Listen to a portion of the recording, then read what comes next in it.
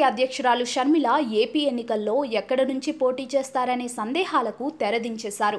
కడప లోక్సభ స్థానం నుంచి పోటీ చేస్తున్నట్టు ఆమె అధికారికంగా ప్రకటించారు.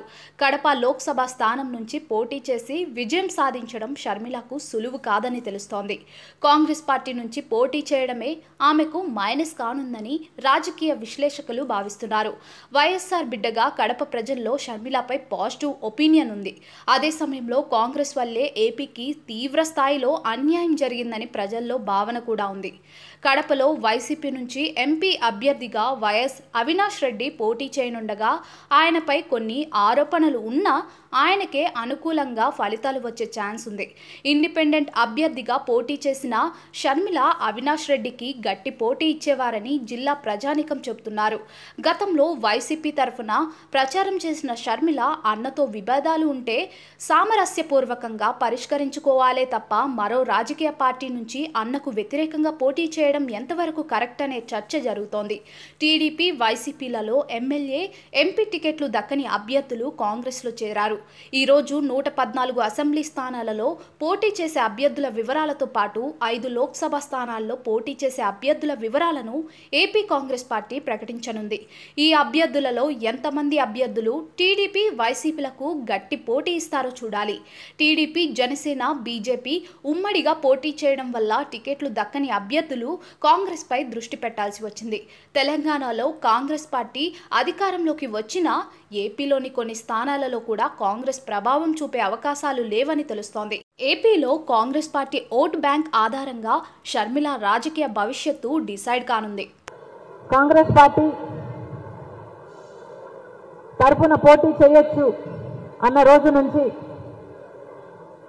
1500కు పైగా ఎమ్మెల్యేలకు ఎంపీలకు అప్లికేషన్లు వచ్చాయి. ఇది ఎవరు ఊహించలేదు. ఏ ఇతర పార్టీలు ఇన్ని అప్లికేషన్లు వస్తాయి అని ఎవరు ఊహించలేదు.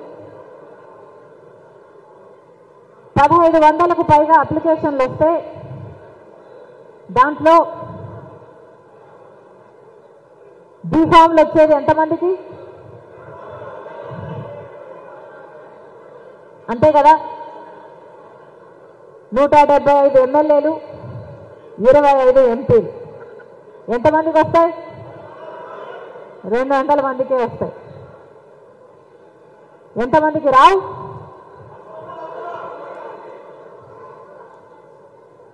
సాధ్యం కాదు. కానీ టికెట్లు వచ్చినా రాకపోయినా ఈరోజు కాంగ్రెస్ పార్టీ గెలుపు కోసం పని చేయకపోతే చరిత్ర మనల్ని క్షమించదు.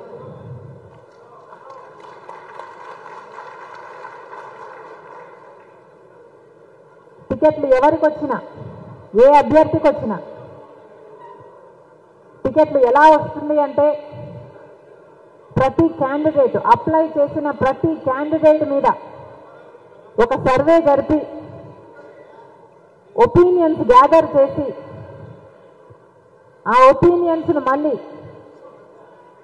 రాష్ట్రంలో ఉన్న నాయకులు చాలామంది వేదిక మీద ఉన్నారు, వీళ్ళందరితో కూర్చొని ప్రతి అభ్యర్థి మీద ఒక డిస్కషన్ పెట్టి ఏ అభ్యర్థి ఎంత పని చేశాడు, ఏ అభ్యర్థి ఈ 5 ఏళ్ళు ఎంత పని చేశాడు, లేకపోతే కొత్త అభ్యర్థి అయితే ఆ బలం ఎంత, లేకపోతే మొన్న మనం లాంచ్ చేసిన యాప్ ఇందిరమ్మ అభయం అని యాప్లో ఎంతమందిని రిజిస్టర్ చేశారు, ఇలాంటి అనేక అంశాలను తీసుకొని ప్రతి ఒక్కరు డీసీసీ ప్రెసిడెంట్ అయితేనేమి, వర్కింగ్ ప్రెసిడెంట్ అయితేనేమి, నాయకులు అయితేనేమి అందరి ఒపీనియన్లు అందరినీ పరిగణలోకి తీసుకొని నిర్ణయించబడ్డ వారు క్యాండిడేట్లు అవుతున్నారు.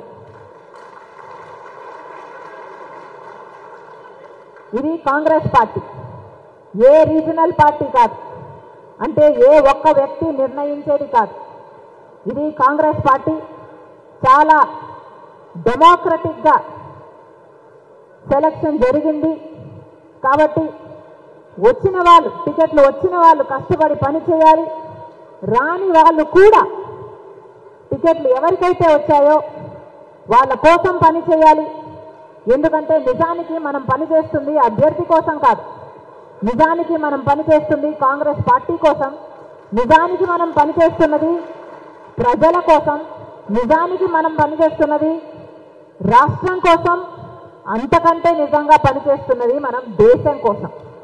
ఎందుకంటే కాంగ్రెస్ పార్టీ దేశంలో అధికారంలో లేకపోతే ఏం జరుగుతుందో మణిపూర్ ఘటన చూసాం. ఇలాంటి ఒకటి కాదు రెండు కాదు, తప్పిదాలు మీద తప్పిదాలు చేస్తూనే పోతుంది బీజేపీ పార్టీ.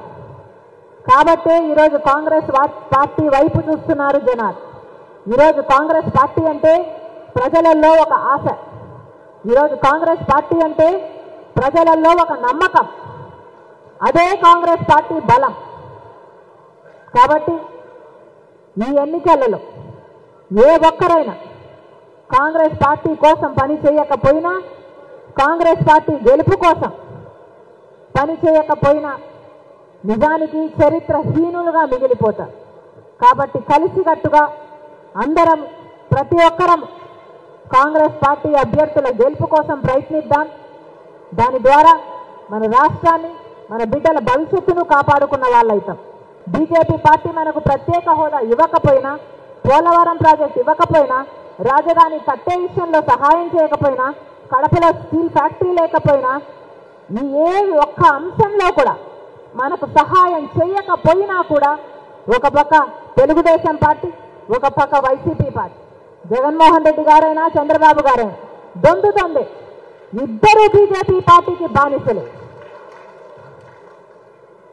చంద్రబాబు గారేమో పొత్తు పెట్టుకున్నారు 2014, మళ్ళీ విడాకులు తీసుకున్నాడు, మళ్ళీ ఇప్పుడు మళ్ళీ పొత్తు పెట్టుకుంటున్నాడు. ఇది చంద్రబాబు గారి స్టోరీ అయితే, ఇక జగనన్న గారైతే నిర్మలా సీతారావు గారే జగనన్న గారిని మోడీ గారికి దత్తపుత్రుడు అన్నారు. ఇక వీరికి పొత్తులు లేనట్టు ప్రజలు ఎలా నమ్ముతారు?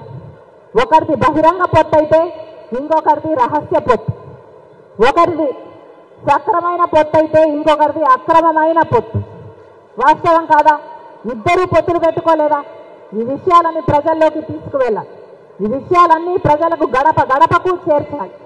జగనన్న గారైనా చంద్రబాబు గారైనా ఈరోజు బీజేపీ పార్టీకి బానిసలయ్యారు. కాబట్టి మీ ఓటు వృధా చేసుకోకండి అని జనాలకు చెప్పాలి. మీరు బీజేపీకి ఓటు వేయకపోయినా, తెలుగుదేశం పార్టీకి ఓటేసినా, వైసీపీ పార్టీకి ఓటేసినా అది పడేది మాత్రం బీజేపీ ఖాతాలోనే.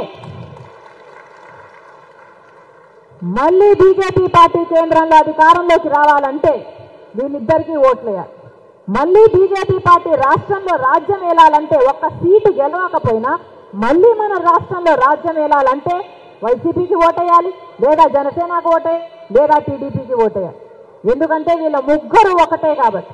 బీజేపీ అంటే వేరే ప్రపంచమంతా అర్థం ఉండొచ్చు, కానీ బీజేపీ అంటే మన రాష్ట్రంలో మాత్రం బాబు, జగన్, పవన్. ఈ విషయం తీసుకెళ్ళాలి. బీజేపీ అంటే బాబు, జగన్, పవన్. బీజేపీ ఎక్కడా లేదు, వీళ్ళల్లోనే ఉంది. కాబట్టి ఈ విషయాలన్నీ జనాలలోకి తీసుకెళ్లాల్సిన అవసరం ఉంది.